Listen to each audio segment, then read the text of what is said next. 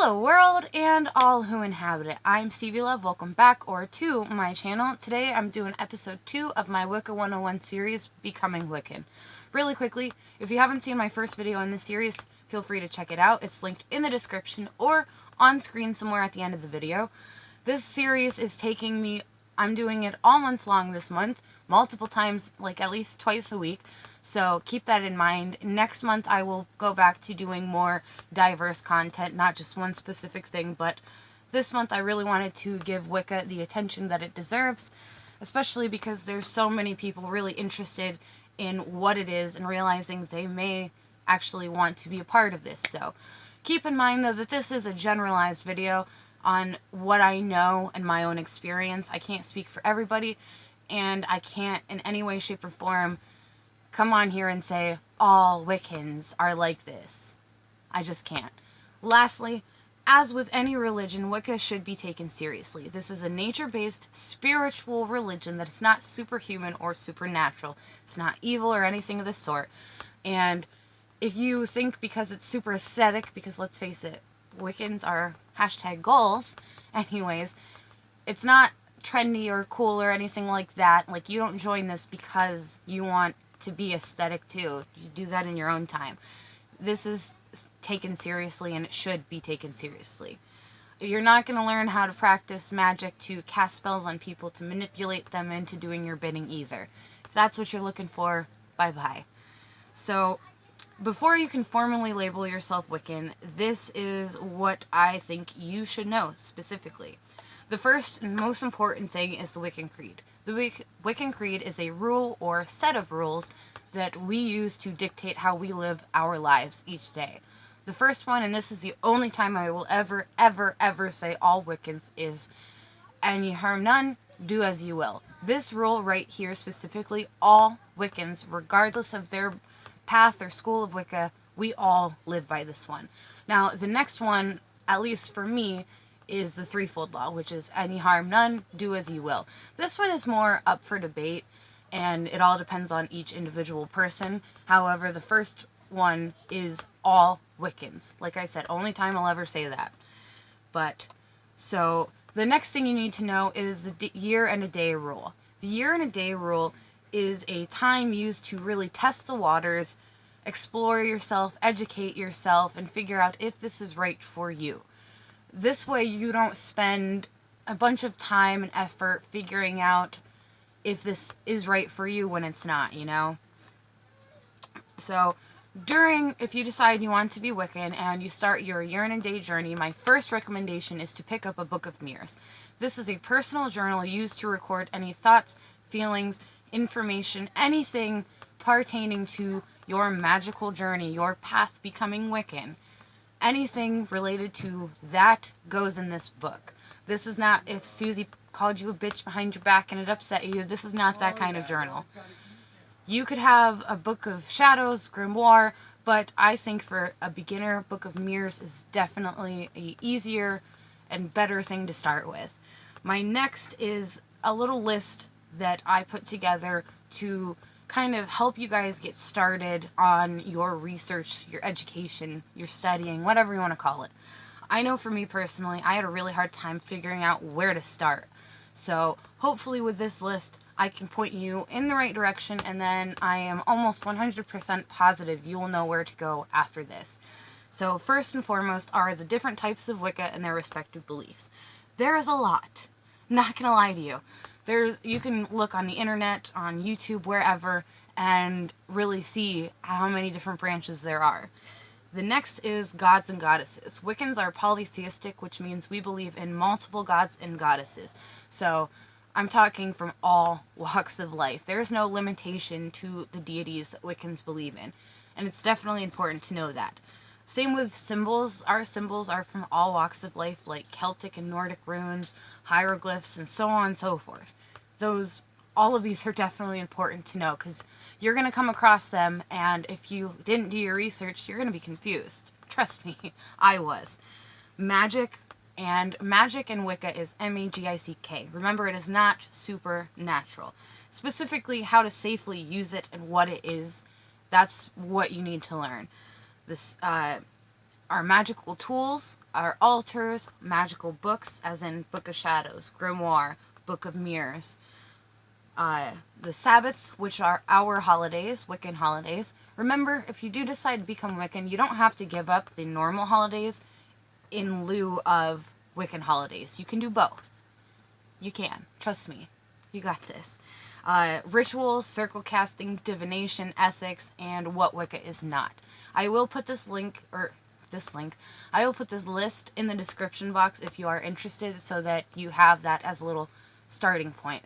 So, to do the research and to learn all the things I just said to you and more, definitely utilize the internet, books, your local library, social media, apps, anything and everything you can to their full potential.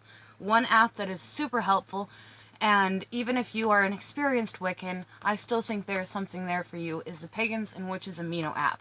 I am not sponsored, but I still think this is a useful tool, considering it is an interactive, community-based app. And if you are just starting out, or you have been in Wicca for a while, like I said, there's something there for everybody. And I really like that for us solitary practitioners, you can find like-minded individuals with the snap of your finger. You don't have to feel or be alone anymore, you know? I will link Pagans and Witches Amino in the description box, along with my personal profile. Really quickly, I want to say thank you to Delphi, one of the moderators / leaders of this app. She was polite enough to help my childlike mind figure out how to do this, how to link it down below. I felt so stupid, but she was so nice, so thank you. I really can't express my gratitude enough.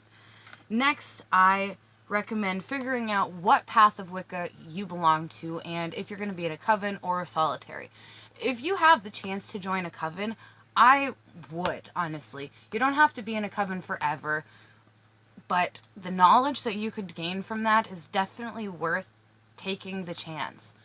But I can't speak on behalf of covens, so I apologize. But if I had the chance to join a coven, I would. Anyways, like I said, there's so many different paths and schools of Wicca that it's definitely important to research. And while you're doing your research, you're going to find ones that that resonate with you. But what happens if more than one resonate with you? If one resonates with you, great. You know exactly where you belong. But if more than one resonates with you, you might want to consider looking into an eclectic Wiccan, or into eclectic Wicca.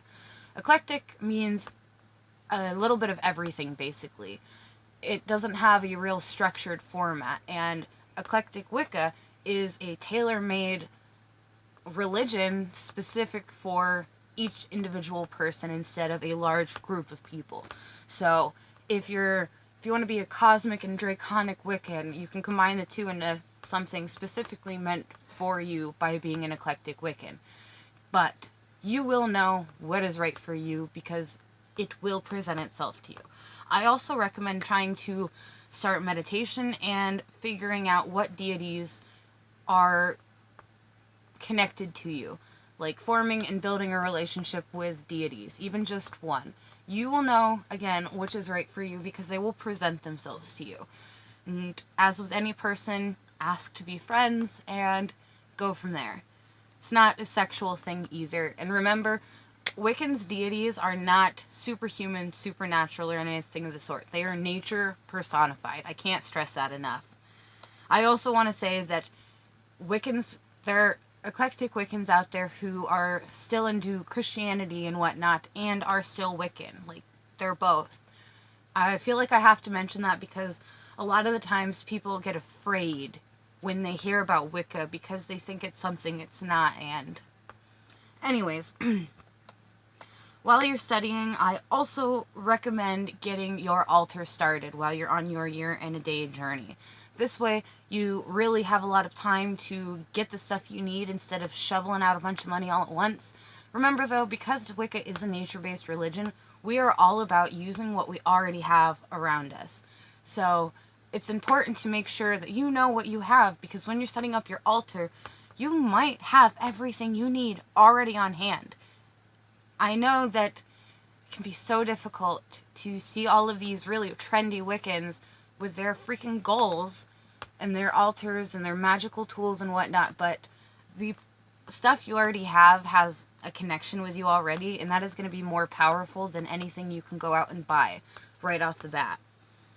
Wicca is all about using what you already have. If you do decide to set up an altar, make sure it is in the northernmost point of whatever space you are using. If you're like me and your whole room is in the northernmost point of your house, then it doesn't matter where in your room. Anyways, your altar can be temporary, permanent, it can be 1, it can be 5, it doesn't really have any limitations. And an altar is your safe haven, your magical workspace. And when I say safe haven, I mean spiritually. I'm not talking about special triggered snowflake safe space. I mean your spiritual safe place where you can come and feel completely at ease, peaceful, etc., etc. It does kind of sound like a triggered special snowflake safe space, but whatever.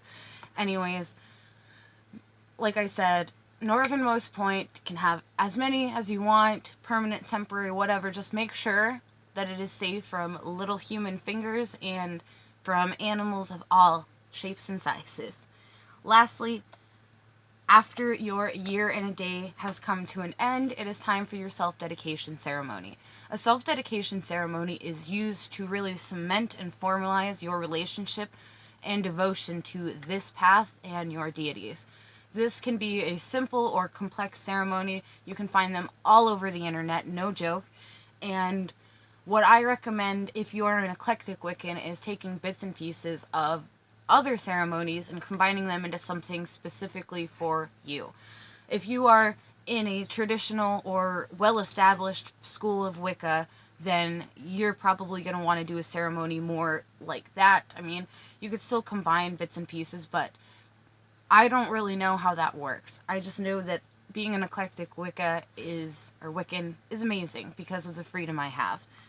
Anyways, remember to record your self-dedication ceremony, the start of your journey, of your year and a day journey, and the end of it, all of this in your Book of Mirrors, Book of Shadows, Grimoire, whatever.